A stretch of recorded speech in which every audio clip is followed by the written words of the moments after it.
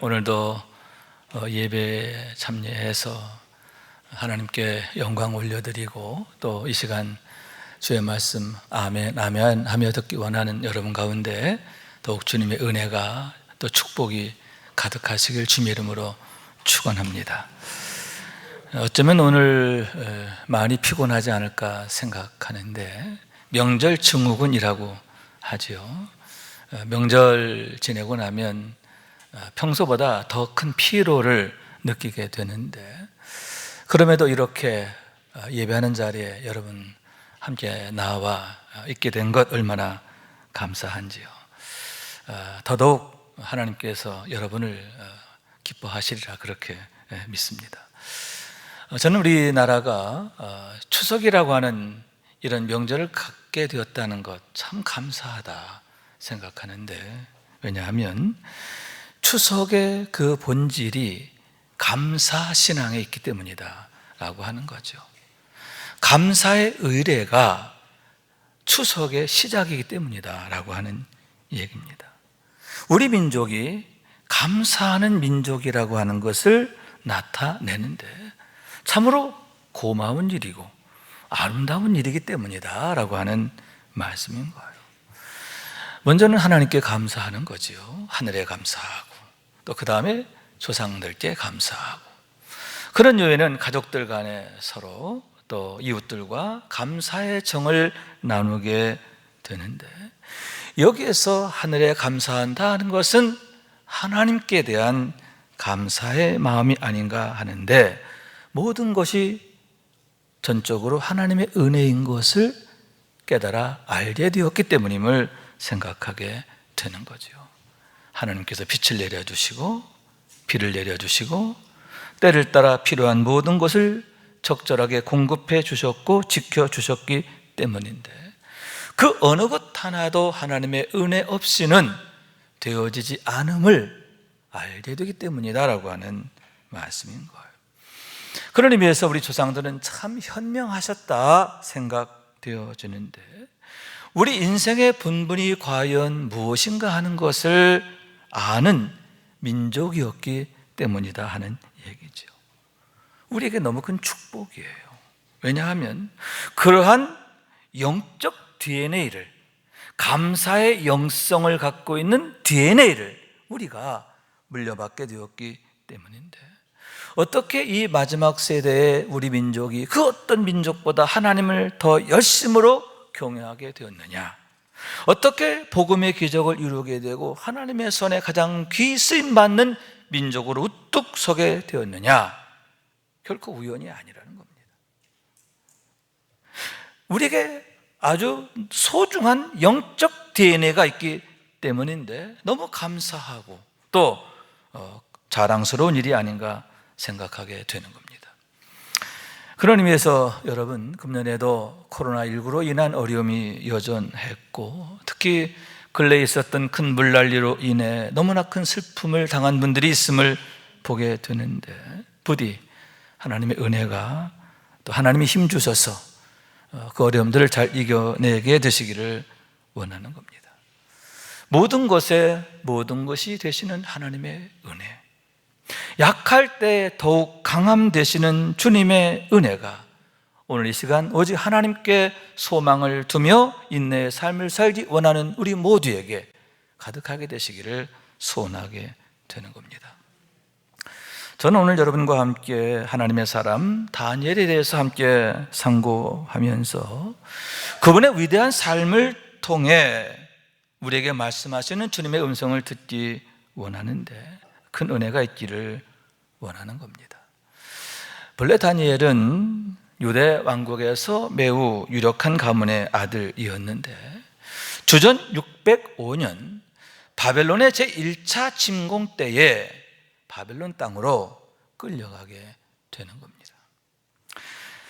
그러나 사실 포로로 끌려갔기보다는 인질로 끌려갔다 이렇게 볼 수 있는데, 왜냐하면 당시에 바벨론 왕이었던 느부갓네살은 유다를 멸망시키기보다 속국으로 삼고자 했기 때문이에요. 그래서 유다를 멸망시키는 게 아니라, 유다가 항복을 하죠. 그랬을 때 멸망시키는 게 아니라 당시의 유다의 왕이었던 여호야김을 그대로 두게 되었고, 다만 왕족들 중에 몇 명, 그리고 유력한 귀족의 가문의 아들들 중에 몇 명만을 인질로 데려가게 되었는데, 그 중에 다니엘이 있었고 그의 세 친구들이 있었음을 보게 되는 겁니다. 그렇기 때문에 여러분, 바벨론 땅에서의 그들에 대한 대우 역시 나쁘지 않았다 이렇게 볼 수 있는데, 우선 그들 중에 몇을 뽑아서 갈대아 사람의 학문을 가르치게 했음을 보게 되는 겁니다. 다니엘서 1장 4절 말씀인데요, 곧 흠이 없고 용모가 아름다우며 모든 지혜를 통찰하며 지식에 통달하며 학문에 익숙하여 왕궁에 설만한 소년들을 뽑아 데려오게 했고, 그들에게 왕이 먹는 음식까지 주면서 그들을 육성하게 되었음을 보게 되는 겁니다. 아마도 세계 경영에 대한 왕의 전략이 아니었을까 하는데, 비록 외국인이라 하더라도, 포로된 자, 인질이라 하더라도 유능한 자가 있다면 발굴해서 제국의 부흥에 기여하도록 했다라고 하는 얘기인 겁니다. 또한 여러분, 그러므로 해서 그들의 고국 유대 왕국과 좋은 유대 관계를 계속 유지하려고 했음을 보게 되는데, 왜 바벨론 왕 느부갓네살을 왕 중의 왕이라 추앙하게 되느냐? 어떻게 이전의 왕조였던 아수르와는 차원이 다른 왕조를 세우게 되었느냐? 그 이유가 바로 거기 있음을 보게 되는 겁니다. 그런데 여러분, 다니엘의 경우 과거 요셉처럼 벼락 출세를 하게 되는데요, 왕의 꿈을 해몽하게 되었기 때문이죠. 그가 바벨론 땅에 끌려간 그 이듬해에 있게 된 사건인 것을 보게 되는 겁니다. 다시 말해서 왕이 기이한 꿈을 꾸게 되는데 신탁인 겁니다. 하나님이 계시로 그에게 꿈을 주셨다라고 하는 얘기죠. 그러자 왕은 그 나라의 박수와 술객과 점쟁이들과 술사 등 소위 지혜 있고 영험하다 하는 자들을 다 동원해서 그 꿈을 해몽하게 하는데 되지가 않는 겁니다. 이 꿈의 내용이 뭔지를 말하게 하고, 그리고 그 꿈의 해석까지도 말하게 했는데, 그렇게 할 수 있는 자가 단 한 명도 없었다라고 하는 말씀인 거예요. 그래서 엄히 명하게 되는데, 왕이 갈대아인들에게 대답하여 이르되 내가 명령을 내렸나니 너희가 만일 꿈과 그 해석을 내게 알게 하지 아니하면 너희 몸을 쪼갤 것이며 너희 집을 거름더미로 만들 것이요. 이렇게 정말 무시무시한 명령을 내리게 됐다는 거죠. 그래서 갈대안이라고 하는 것은 누구를 말하느냐 하면 앞에서 언급한 술사들, 박사들, 그걸 말하는 거죠. 만약 너희가 내 꿈을 내게 말하지 않고 그 꿈을 해몽하지 못하면 어떻게 한다? 너희 몸을 쪼갤 것이요, 그리고 너희 집을 거름더미로 만들겠다, 이렇게 명했음을 보게 되는 거예요. 그래서 여러분, 다니엘까지도 큰 화를 당하게 되었음을 보게 되는 거예요. 왜냐하면 다니엘 역시 그 박사들 중에, 그 그룹 중에 속해 있었기 때문이거든요. 절대절명의 위기에 놓이게 되었다라고 하는 말씀인 거예요.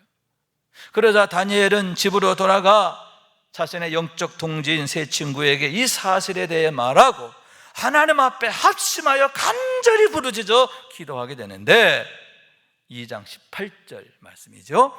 이 은밀한 일에 대하여 불쌍히 여기사 바벨론의 다른 지혜자들과 함께 죽임을 당하지 않게 하소서. 하나님 제발 좀 살려주세요.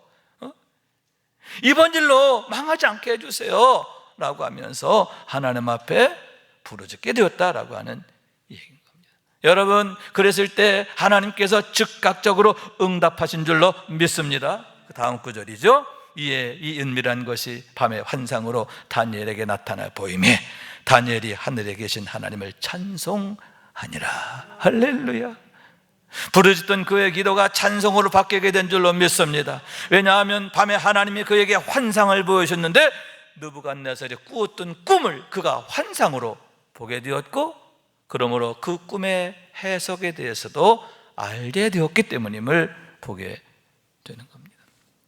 그래서 왕 앞에 나가게 되었고, 왕의 꿈을 말하고 그 꿈에 대한 해석, 해몽까지 하게 되었음을 보게 되고, 그로 인하여 대반전이 일어나게 되는데 다니엘이 벼락 출세를 하게 됐다라고 하는 말씀인 거예요. 우선 왕이 그에게 최고의 경의를 표하게 되는데, 이에 느부갓네살 왕이 엎드려 다니엘에게 절하고 명하여 예물과 향품을 그에게 주게 하니라, 이렇게 말하고 있는 거죠.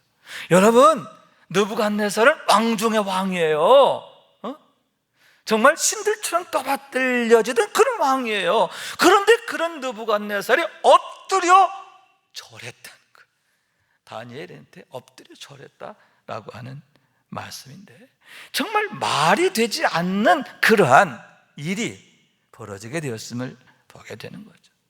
또한 여러분, 그를 중용하게 되는데, 왕이 이에 다니엘을 높여 귀한 선물을 많이 주며 그를 세워 바벨론 온 지방을 다스리게 하며 또 바벨론 모든 지혜자의 어른을 삼았으며, 왕이 또 다니엘의 요구대로 사드락과 메삭과 아벳노고를 세워 바벨론 지방 일을 다스리게 하였고, 다니엘은 왕궁에 있었더라, 이렇게 말씀하고 있는 거죠.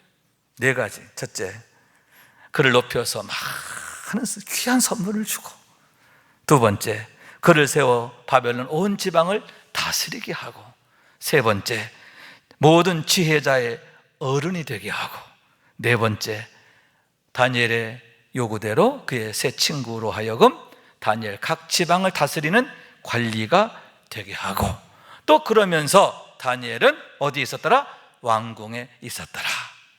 느부갓네살 왕의 지근거리에서 왕을 보필하는 그런 위치에 있게 되었다라고 하는 얘기인 거예요.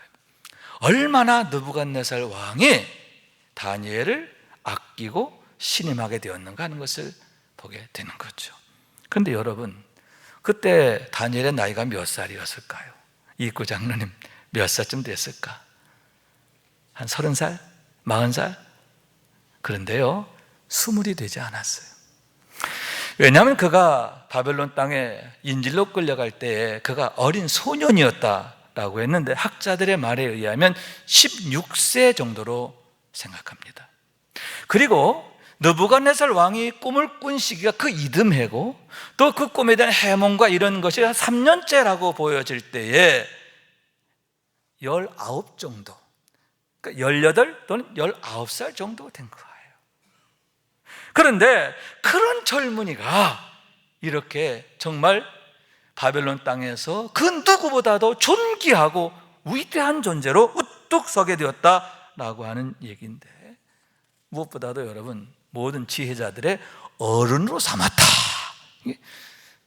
박사들 중에 박사가 되었음을 보게 되는 거예요. 그런데 여러분, 그런 다니엘이 한동안 역사의 무대에서 쫙 사라져요. 한 60년 동안 그가 사라지게 되는 거예요. 아마도 그것은 느부갓네살 왕과 유대 왕국과의 관계 악화와 연관이 되어 있지 않을까 생각하는데, 처음에 1차 침공 때는 속국으로 삼으려고 했죠, 그죠? 그런데 이제 유다가 이제 배신을 하는 거예요. 2차, 3차 전쟁이, 침략이 이루어지게 되는데, 제 3차 때는 아예 유다 왕국을 멸망시켜요. 그리고 성전을 허물어뜨리고 수많은 유다 백성들을 포로로 끌고 오게 되었음을 보게 되는 거죠. 그런 악화된 상황, 그것이 다니엘의 입지에 영향을 미치고 아마도 다니엘이 역사의 무대에서 뒤로 물러가게 되는 이유가 되지 않았을까, 그렇게 생각하게 되는 거죠. 그런데 60여 년이 지난 어느 날 불현듯 그가 다시 역사의 중심에 등장하게 됨을 보게 되는 거죠. 다시 말해서 바벨론 왕 벨사살 왕 때 이름을 보게 되는 거죠. 다니엘서 5장 1절의 말씀인데요, 벨사살 왕이 그의 귀족 1000명을 위하여 큰 잔치를 베풀고 그 1000명 앞에서 술을 마시니라, 이렇게 말하고 있는데, 문제는 2절이에요. 벨사살 왕이 술을 마실 때에 명하여 그의 부친 느부갓네살이 예루살렘 성전에 탈취하여 온 금은 그릇을 가져오게 명하였으니 이는 왕과 귀족들과 왕후들과 후궁들이 다 그것으로 마시려 함이었더라 라고 하는 말이죠. 여러분, 너무나 참남하고 방자함의 극치가 아닙니까? 여기에서 느부갓네살 왕이 성전으로부터 약탈해왔던 기물들은, 금그릇, 은그릇들은 오직 하나님께 예배하는 일을 위해서만 쓰여지는 구별된 거예요. 그런데 거기에다가 술을 담아서 마시려고 했다는 거죠. 참으로 방자하고 참남한 짓을 벌이게 되었다라고 하는 거죠. 그랬을 때 여러분, 즉각적으로 하나님의 진노가 그곳에 임하게 되는데, 그때에 사람의 손가락들은 다 나타나서 왕궁 촛대 맞은편 석회발에 글자를 쓰는데 왕이 그 쓰는 손가락을 본지라 이렇게 말씀하고 있는, 놀라운 일이 일어난 거예요. 정말 경천동지할 일이 일어나게 됐는데 갑자기 어디에선가 손가락들이 막 나타나더니 그것이 맞은편 석회벽에다가 알아볼 수 없는 글씨를 이렇게 쭉 쓰게 되었다라고 하는 거예요. 그리고 그것을 벨사살 왕이 보게 되었다는 거죠. 너무나 무서운 광경을 그가 보게 되었다 하는 거죠. 결국 어떻게 됩니까? 이것으로 인해서 다니엘이 다시 역사의 무대에 등장하게 되는 거예요. 아마도 그때 그의 나이는 80이 훨씬 넘은 그런 나이가 되는, 하얀 노인이 된 그런 다니엘이 다시 등장하게 되는 거예요. 왜냐하면 바벨론 땅의 그 누구도 그 글씨가 과연 어떤 내용인지, 어떤 뜻을 갖고 있는지 읽을 수도 없고 풀 수가 없었기 때문에 오직 다니엘만이 그것을 읽고 해석할 수가 있기 때문이다 라고 하는 얘기죠. 그 글의 내용은 메네메네 데겔 우바르신이라고 하는 글인데, 하나님이 달아보셨다 하는 거예요. 다시 말해서 바벨론의 죄를 하나님이 달아보셨다는 거예요. 그러므로 해서 이제 메대와 바사를 통해서 그들을 멸할 것이라고 하는 하나님의 준엄한 심판에 대한 경고임을 보게 되는데, 그런 경고를 다니엘로 하여금 말하게 했다라고 하는 말씀인 거예요. 그 강대한 바벨론 제국이 하나님의 심판에 의해서 망하게 될 것임에 대해서 다니엘을 통해서 경고하게 하셨음을 보게 되는 겁니다. 그러면 여러분, 왜 하나님께서는 그처럼 벨사살 왕과 모든 사람들 앞에서 다니엘을 통해 그런 하나님의 경고, 하나님의 심판을 드러나게 하신 걸까요? 거기에는 중요한 세 가지 이유가 있음을 보게 되는데, 첫째는 인류 역사가 하나님 손에 있다는 사실을 모든 사람 앞에, 온 천하 앞에 드러내시기 위함인 줄로 믿습니다. 그 강대한 바벨론 제국이라 하더라도 하나님이 치시면 그냥 망한다는 거예요.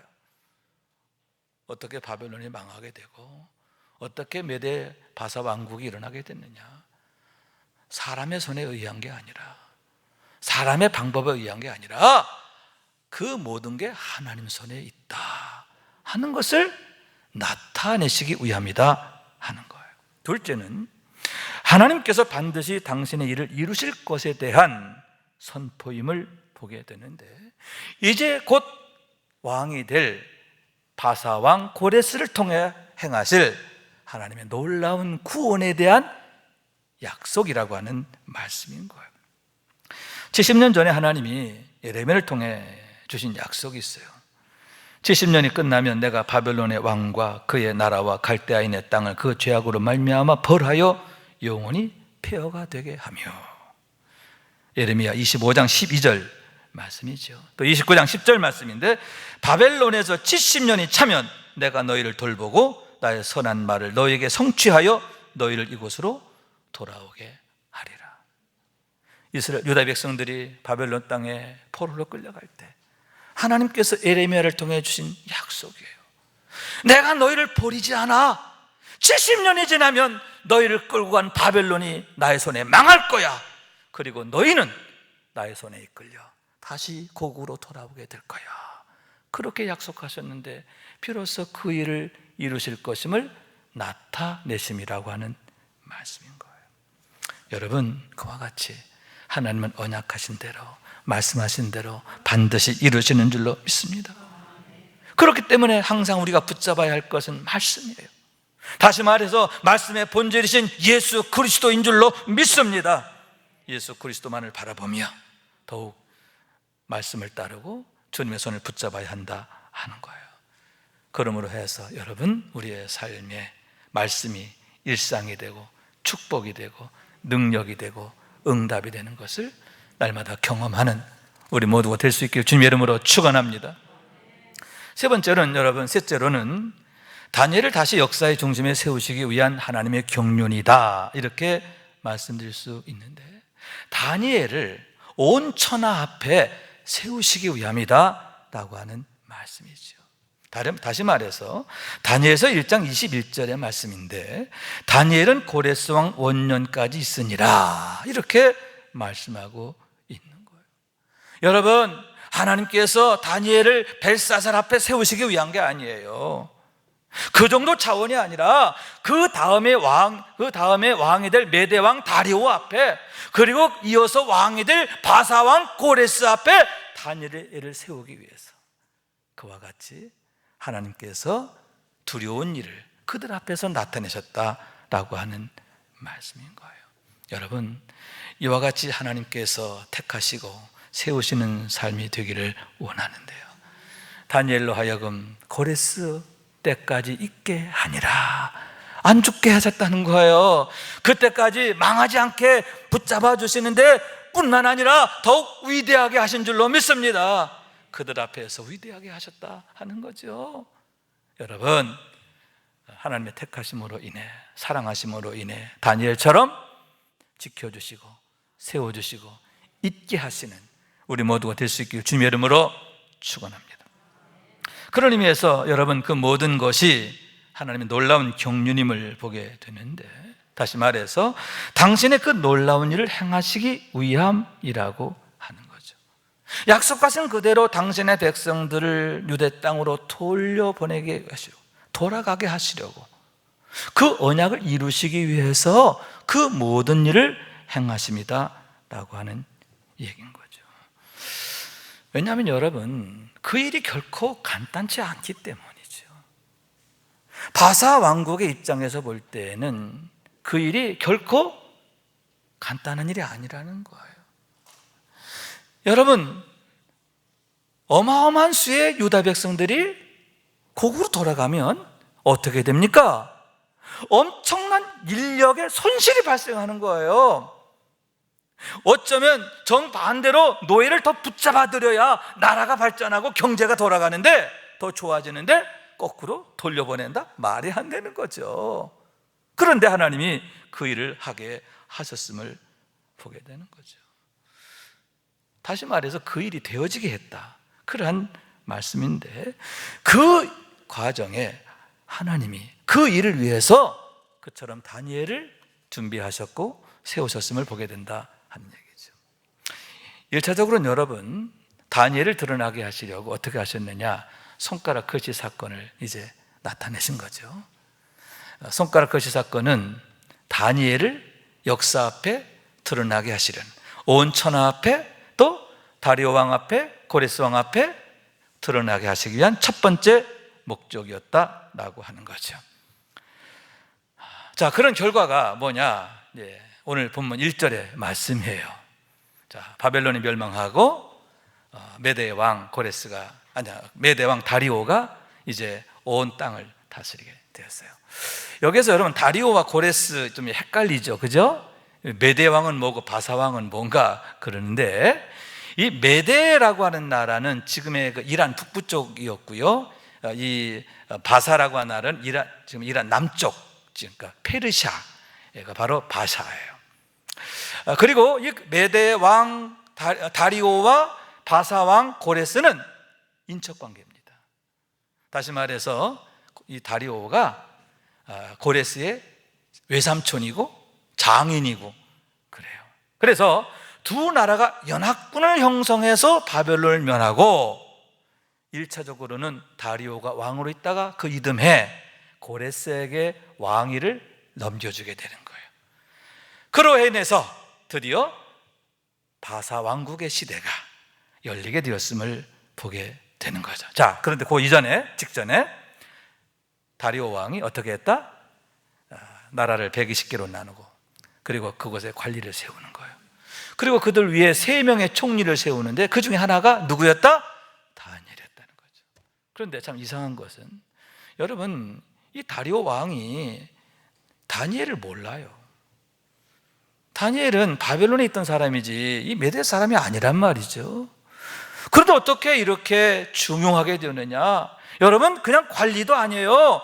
3명의 총리 중에 한 사람을 세운 거예요. 어마어마한 일인데 뭐냐? 한 가지, 소문이죠. 다니엘에 대한 소문을 귀에 따갑도록 들은 거예요. 그가 얼마나 탁월하고 얼마나 위대한가 하는 거예요. 그래서 불러다가 만나봤더니 소문보다 더 대단한 거예요. 그래서 그를 최고의 관리로 등용하게 되는데, 다리오 왕이 그를 얼마나 신임하고 아끼고 귀히 여기게 되었는가 하는 것을 보게 되는 겁니다. 자, 1차적으로 손가락 사건, 그것이 바로 그런 결과를 가져오게 되었다라고 하는 말씀입니다. 그런데 하나님의 드러내시면 거기로 끝나지 않아요. 더욱 드라마틱하게 다리오를 드러내게 되는데, 그게 뭐냐? 사자굴 사건인 거예요. 자, 이렇게 다니엘이 왕의 신임을 받게 되자 시기를 하게 돼요. 주변에서 모든 신하들이 아주 작당을 해서 다니엘을 이제 시기하고 그를 몰락시키고 하는데, 그 방법이 뭐냐? 금령을 만들어 선포해서 그를 사자굴에 던져지게 하는 것이다 라고 하는 거예요. 피할 수 없는, 도망갈 수 없는 그러한 함정에 빠지게 되었다라고 하는 얘기죠. 그러나 역시 여러분, 그걸 통해 대반전을 이루게 된대. 뭐냐? 우리가 잘 아는 얘기죠. 하나님의 사자굴 속에서도 그를 건져 주신 줄로 믿습니다. 그리고 여러분, 그 과정을 다리오 왕이 자신의 두 눈으로 똑똑히 보게 된 거예요.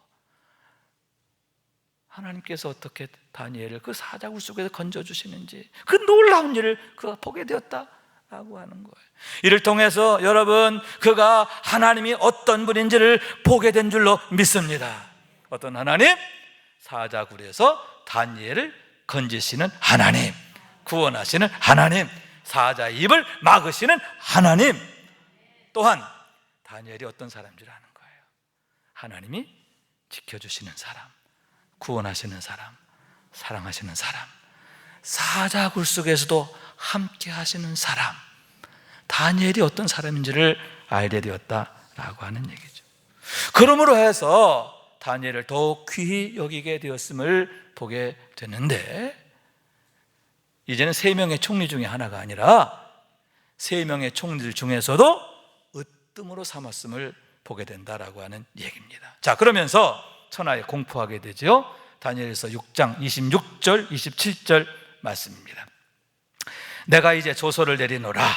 내 나라 관할 아래에 있는 사람들은 다 다니엘의 하나님 앞에서 떨며 두려워할지니 그는 살아계시는 하나님이시요 영원히 변하지 않으실 이시며 그의 나라는 멸망하지 아니할 것이요 그의 권세는 무궁할 것이며 그는 구원도 하시며 건져내기도 하시며 하늘에서든지 땅에서든지 이적과 기사를 행하시는 이로써 다니엘을 구원하여 사자 입에서 벗어나게 하셨음이라 하였더라. 할렐루야. 누가? 다리오 왕이, 메대 왕 다리오가, 정복자인 다리오 왕이 이렇게 천하 만국 각 나라 언어 방언으로 하나님이 어떤 분인가 하는 것을 찬양하게 되었음을 보게 되는 거죠. 하나님을 증거하게 됐어요. 하나님에 대해서 막 자랑하게 되었다, 그런 얘기죠. 말이 안 되는 일이 일어나게 된 거예요. 또한 여러분 28절 말씀인데요, 이 다니엘이 다리오 왕의 시대와 바사 사람 고레스 왕의 시대에 형통하였더라. 할렐루야. 여러분, 다니엘이 더욱 형통하게 되었음을 믿으시기 바랍니다. 다리오 왕 때뿐만 아니라 고레스 왕의 때까지 그가 형통하게 되었다. 형통하겠다는 게 뭐냐? 그가 얼마나 존귀 여김을 받고 우러름을 받게 되고 그가 하는 말, 그가 원하는 것은 되지 않는 게 없었다라고 하는 말씀이지요. 여러분, 어떻게 고레스 왕 원년에 고레스 칙령이 나오게 됐느냐? 어떻게 유다 백성들을 고국으로 돌아가라 이렇게 명하게 됐느냐? 여러분, 그냥 된 게 아니에요. 하나님께서 그와 같은 놀라운 일을 위해서 이와 같이 다니엘을 준비하셨고 세우셨고 온 천하 앞에, 특히 다리오와 고레스 앞에 드러나게 하셨음을 보게 된다 하는 얘기인 거예요. 여러분, 그와 같이 하나님은 당신 택한 종들을 통해서 당신의 일을 이루시는데 이를 위해서 형통케 하시는 줄로 믿습니다. 다리오 왕 앞에서뿐만 아니라 고레스 앞에서도 형통하니라. 할렐루야. 여러분, 있게 하니라 거기에 그치는 게 아니에요. 그때까지 살았다 그것으로 끝나는 게 아니에요. 이렇게 위대하게 하셨다. 할렐루야. 여러분, 나이 80대 중반의 할아버지가 됐는데도요 형통하였더라. 왕 앞에서 형통하였단 말이에요. 아멘. 아멘. 놀라운 은혜죠. 여러분, 하나님의 선하신 경륜인 줄로 믿습니다. 여러분, 우리들 역시 그와 같이 하나님의 택하심 안에 있기를 원해요. 하나님의 사랑 안에 있기를 원합니다. 그래서 있게 하는 사람, 형통케 하는 사람, 할렐루야. 여러분의 노년이 더욱 형통하게 되시길 주님의 이름으로 축원합니다. 그러면 여러분, 어떻게 해서 그처럼 다니엘이 위대하게 되고 형통하게 되었을까? 두 가지가 중요하다. 하나는 8절 말씀, 뜻을 정하여, 1장 8절 말씀인데요, 뜻을 정하여 왕의 음식과 그가 마시는 포도주로 자기를 더럽히지 아니하니라. 그 젊을 때 얘기죠. 16살, 17살 때 얘기입니다. 청년 때부터 어떻게 했어요? 뜻을 정하고 자신을 더럽히지 아니하리라. 할렐루야. 하나님 앞에서 뜻을 정하고 그 뜻대로 행하는 그의 삶이었음을 보게 되는 거예요. 이를 위해서 여러분, 왕의 음식을 거절했다고 그랬어요. 자기의 목숨까지도 내어놓게 되었음을 보게 되는데, 세상을 따르지 않고 형편을 따르지 않고 오직 하나님만을 섬기며 말씀만을 따라 살겠다라고 한 결심이고 그 결심대로 살았음을 보게 되는 거예요. 여러분, 그와 같이 우리의 삶이 뜻을 정하고 그 뜻 가운데 살게 되기를 원합니다. 믿음으로 살겠습니다. 제대로 정하란 말이죠. 그리고 그 결심대로 살아가게 되길 원하는데, 이를 위해서 여러분 더욱 우리가 예배 생활에 힘쓰고 성령 충만하고, 할렐루야. 그래서 우리의 믿음 아름답게 지켜나가게 되기를 주님의 이름으로 축원합니다. 다른 한 가지는 10절 말씀입니다. 오늘 6장 10절 말씀, 다니엘이 이 조서의 왕의 도장이 찍힌 것을 알고도 자기 집에 돌아가서는 윗방에 올라가 예루살렘으로 향한 창문을 열고 전에 하던 대로 하루 3번씩 무릎을 꿇고 기도하며 그의 하나님께 감사하였더라. 다시 말해서 전에 하던 대로 하루 3번 기도했다라고 하는 말이죠. 다시 말해서 그는 누구냐? 기도하는 사람. 기도하는 사람. 그런데 그 기도의 내용이 중요해요. 원망하는 기도, 불평하는 기도, 한탄하는 기도 아니에요. 뭐예요? 감사하였더라. 다시 말해서 그가 어떤 영성의 사람인가 하는 것을 여기에서 보여주고 있다라고 하는 얘기인 겁니다. 여러분, 그의 감사는 우선 하나님이 나의 하나님이 되어주셨음에 대한 감사인 줄 믿습니다. 지난 세월 동안 하나님, 나의 하나님 되어주신 거 감사합니다. 하나님의 은혜로 살았습니다. 전적으로 하나님의 은혜임을 고백합니다. 할렐루야. 하나님이 나의 하나님 되어주심으로 내가 하나님의 은혜로 살게 되었음을 감사하는 기도였다, 그런 얘기죠. 여러분, 그와 같이 우리도 하나님의 은혜를 늘 고백하는 삶이 되기를 원해요. 하나님, 나의 하나님이 되어주셨음을 늘 감사하는 믿음의 승리자가 되시기를 축원합니다. 다른 또 한 가지는 여러분, 하나님께서 일하실 것을 기대하는 감사였다, 이렇게 말할 수 있죠. 여러분, 다니엘의 삶은 무엇입니까? 늘 하나님과 동행하는 삶이었죠. 그는 늘 하루에 3번씩 기도하는 삶이었고, 또 무릎을 꿇고 기도하는 사람, 뭐냐? 무릎을 꿇었다는 가장 낮은 자세, 겸비한 자세를 말하죠. 하나님을 그 누구보다 높이는 사람, 성령 충만한 그의 모습을 나타내는 거죠. 그러므로 날마다 그의 삶의 현장에 하나님의 일하심이 나타나게 된 줄로 믿습니다. 그러므로 그는 지금의 상황에서도 두려워하지 않는 거예요. 내가 사자굴 속에 들어가게 되었어도 두려워하지 않는 거예요. 낙심하지 않는 거예요. 왜? 이번에도 하나님이 일하실 것을 믿는 거예요. 하나님께서 나를 홀로 두지 않으실 것을 믿는 거예요. 하나님께서 선하심과 인자하심으로 축복하실 것을 믿는 거예요. 그래서 하나님의 일하심을 기대하며 믿음으로 감사했다라고 하는 말씀이에요. 여러분, 그랬을 때 그의 믿음대로 하나님이 응답하시잖아요. 정말 감사할 일들이 일어나게 하시잖아요. 여러분, 다니엘로 하여금 다리오뿐만 아니라 고레스 왕 앞에서도 형통하게 하셨다는데, 여러분, 다니엘만 형통한 게 아니에요. 그의 형통을 통해서 온 유다가 형통하게 되는데, 여러분, 그들이 고국을 향해서 정말 찬송하며 꿈꾸는 것 같은 그런 기쁨으로 돌아가게 되었음을 보게 되는 거죠. 전 여기서 그 형통이 갖는 의미를 봅니다. 우리도 그와 같은 형통의 주인공 되기 원하는데요. 그러므로 해서 여러분 때문에 여러분 가정이 형통하고 자녀들이 형통하게 되고 우리 교회가 형통하게 되기를 원하는 거예요. 형통케 하시는 하나님의 축복이 나로 인하여 나타나게 되어질 때 그것이 얼마나 축복된 일이고 아름다운 일이고 감사한 일인가 하는 그러한 얘기인 거예요. 여러분, 다니엘이 하나님 손에 그렇게 쓰임받은 것처럼 저와 여러분이 하나님 앞에 귀히 쓰임받게 되기를 원합니다. 있게 하는 사람, 형통케 하는 사람, 그러므로 해서 하나님의 영광의 때를 이루어가는 하나님 사람 되기를 원하는데, 그런 일에 머릿돌 되고 디딤돌 되고 또 마중물이 되는 우리 모두가 될 수 있기를 주님의 이름으로 축원합니다. 말씀 생각하면서 기도한 마음으로 찬양합니다. 나의 힘이 되신 여호와여, 내가 주님을 사랑합니다. 나의 힘이 되신 여호와여, 내가 주님을 사랑합니다. 주는 나의 반석이시요 나의 요새시라. 주는 나를 건지시는 나의 주, 나의 하나님, 나의 피할 바위시요 나의 방패시라. 나의 하나님, 나의 하나님,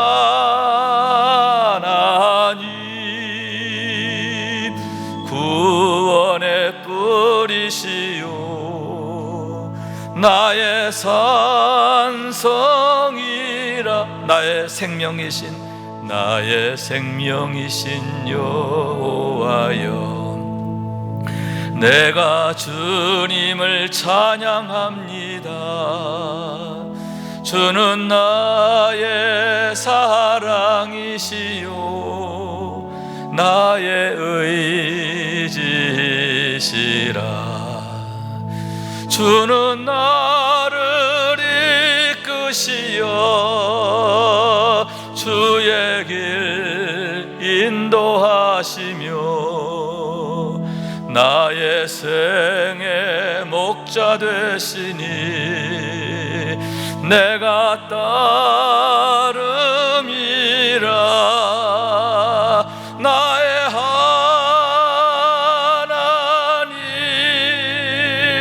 나의 하나님,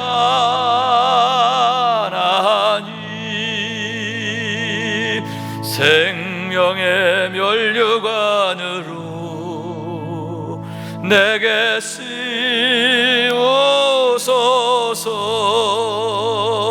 나의 하나님,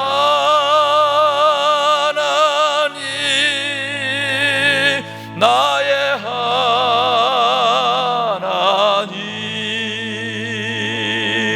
그는 나의 여호와, 나의 구세주. 아멘, 아멘, 아멘. 여러분, 하나님께서 다니엘을 얼마나 아름답고 멋지게 하십니까? 80이 넘은 80대 중반의 노인이 되었어도 너무너무 훌륭하시잖아요. 너무 아름답잖아요. 여러분, 이런 축복의 때를 활짝 열어가는 우리 모두가 될 수 있게 주님의 이름으로 축원합니다.